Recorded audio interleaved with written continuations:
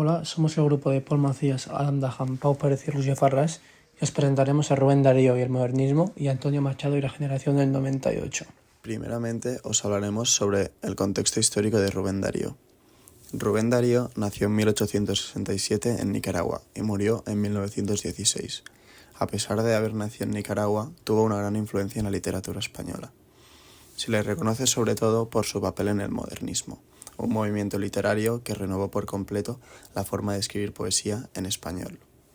Gracias a Rubén Darío, este movimiento tomó fuerza también en España.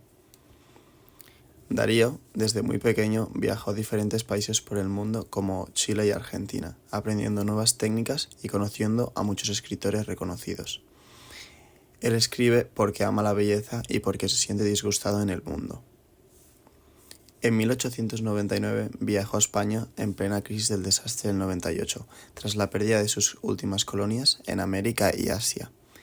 La literatura española de la época estaba marcada por el descontento y la búsqueda de renovación, lo que hizo que la llegada de Rubén Darío tuviera un impacto profundo en la generación del 98.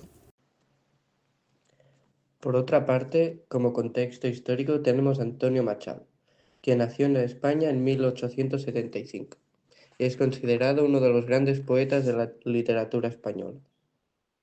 Aunque su formación comenzó en Sevilla, se trasladó a Madrid con su familia, donde estudió en la Institución Libre de Enseñanza. Ahí tuvo contacto con intelectuales y profesores que influyeron en su visión del mundo y en su forma de escribir. Años más tarde viajó a París, donde trabajó como traductor y entró en contacto con las corrientes literarias y simbolistas y modernistas, conociendo escritores como Rubén Darío. Machado escribe con un profundo sentido filosófico y melancólico, reflejando en su poesía el paso del tiempo, la nostalgia de la infancia, la memoria y la identidad de España. Su primer libro, Soledades, en 1903, tiene una fuerte influencia modernista, pero con los años su estilo se hizo más sobrio y reflexivo, como se aprecia en Campos de Castilla, 1912, donde trata la realidad de España con una mirada crítica y nostálgica. Vivió la Guerra Civil Española y se exilió en Francia, donde murió en 1939, dejando un legado poético esencial para la literatura española. Generación del 98.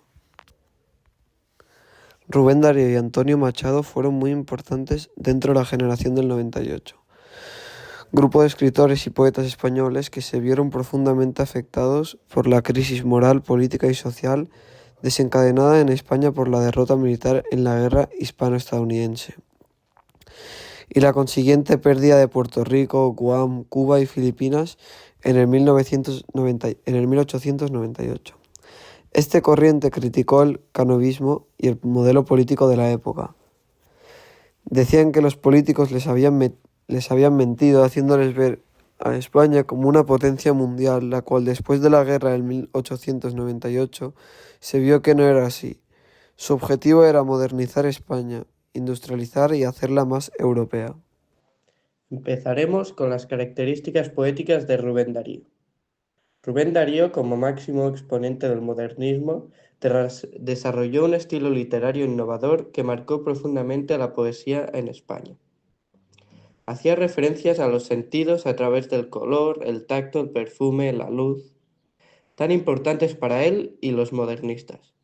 Buscó la musicalidad y el ritmo en cada verso, a través del uso de aliteraciones, metáforas y sinestesias.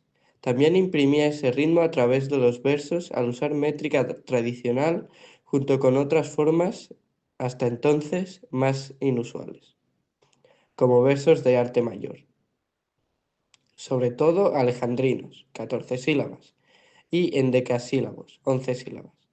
En la temática de sus poemas encontramos una dualidad.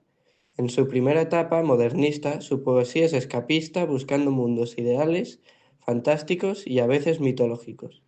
Durante la segunda etapa se vuelve más reflexivo y aborda temas como la crisis existencial, el paso del tiempo y la preocupación por España. Dentro de estas dos etapas tenemos temas principales. En la primera etapa tenemos el erotismo y exotismo. El erotismo es uno de los temas centrales de la poesía de Darío. Él, a diferencia de otros poetas amorosos, en sus poesías carece del personaje literario de la dama ideal. Para él no hay solo una dama. Exotismo. Búsqueda de escenarios exóticos lejanos en el espacio y en el tiempo. La búsqueda de exotismo se ha interpretado en los poetas modernistas como una actitud de rechazo de la realidad en la que les había tocado vivir. La poesía de Darío en esta primera etapa excluye la actualidad de los países en que vivió y se centra en escenarios remotos. Por otra parte, en la segunda etapa, el tema principal eran cívicos y sociales. Darío tuvo también una faceta bastante menos conocida de poeta social y cívico. Unas veces por encargo y otras por deseo propio, compuso poemas para exaltar héroes y hechos nacionales, así como para criticar y denunciar los males sociales y políticos. Uno de sus más destacados poemas en la línea es el Canto a la Argentina. Para finalizar los aspectos poéticos de Rubén Darío, nos gustaría remarcar el vocabulario que usa. Destacan campos semánticos exóticos, como por ejemplo animales simbólicos, cisnes, pavos reales, tigres, lugares lejanos, palacios orientales, jardines persas, islas tropicales, objetos lujosos, perlas, tapices, sedas, oro, o personajes mitológicos, ninfas, princesas, faunos. Bien, la canción de Otoño en Primavera de Rubén Darío es un poema que básicamente habla de la nostalgia sobre la juventud y el amor. A lo largo del poema, el autor recuerda diferentes amores del pasado, mezclando una ilusión pero junto con una tristeza. También en el poema usa un lenguaje musical y repite el estribillo como para destacar como el tiempo que pasa sin poder volver atrás al pasado. Y aunque el tono es melancólico, al final deja un pequeño rayo de esperanza en la alba de oro, que básicamente simboliza la ilusión o la belleza de la vida.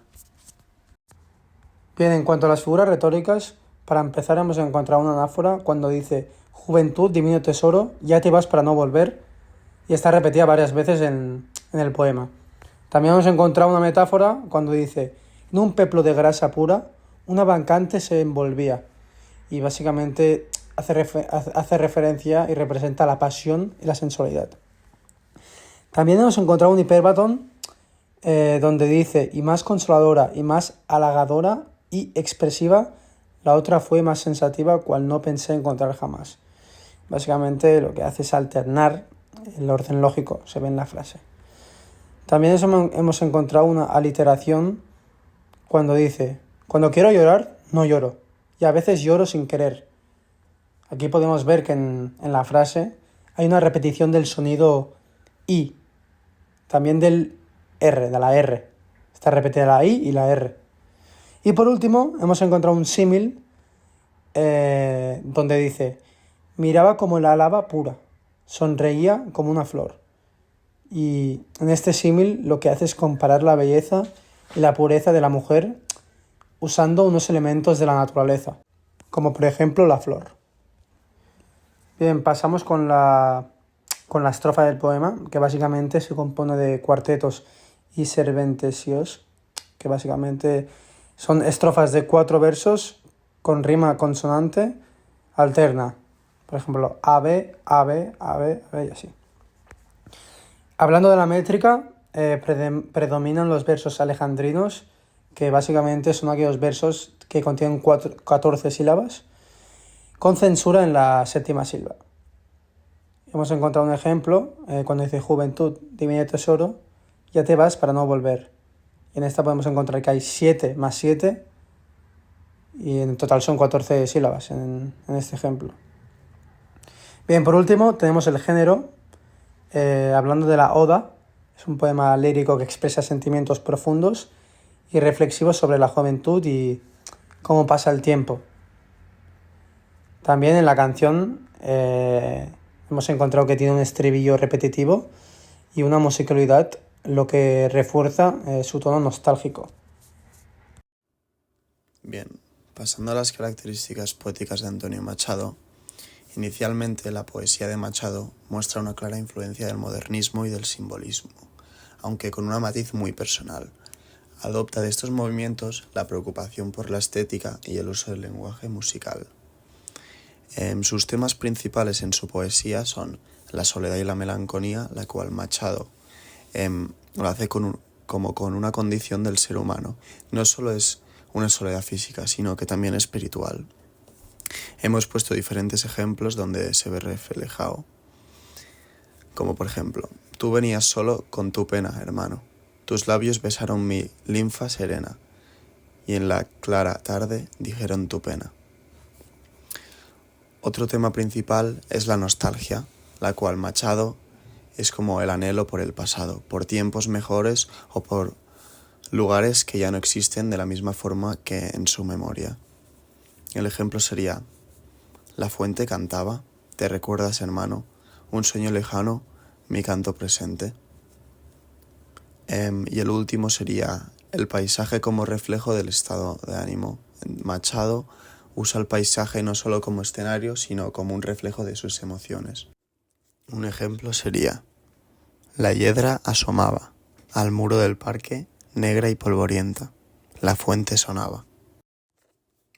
Pasando al vocabulario, Antonio Machado usa un vocabulario melancólico y nostálgico en el cual expresa estos sentimientos para recordar su infancia en su tierra natal. Aquí tenemos un ejemplo que dice: yo sé que es lejana la amargura mía, que sueña en la tarde de verano vieja. Este ejemplo, la palabra amargura junto a la tarde de verano vieja, refuerza la sensación de la nostalgia por tiempos pasados. Luego también tiene un vocabulario con preguntas retóricas con naturaleza, donde Machado usa estas preguntas para reflexionar sobre el tiempo, la memoria y la vida. Por ejemplo: ¿te recuerda, hermano, un sueño lejano, mi canto presente? Por último, Antonio usa símbolos como el agua, fuente, la tarde. Estos símbolos son elementos que representan algo más profundo. Podríamos tener este ejemplo: la fuente cantaba, te recuerda, hermano, un sueño lejano, mi canto presente. Aquí podemos ver cómo usa fuente. También hemos podido ver en el primer ejemplo, marcado en rojo, que usa tarde. Obra fue una clara tarde, triste y soñolienta, de Machado. Este poema es un ejemplo del simbolismo y el modernismo de Machado. A través de la fuente, el poeta evoca la nostalgia, el recuerdo y la tristeza del tiempo que ya no vuelve, la musicalidad, la repetición y el diálogo con la fuente que refuerzan el tono mediatitivo y melancólico del poema. Las figuras retóricas. La hipérbaton, que significa la alteración del orden lógico de la oración. Hemos señalado dos hipérbaton, que una es: rechino en la vieja cancela mi llave, que está en el verso 5. Luego, con agrio ruido abriéndose la puerta, en el verso 6.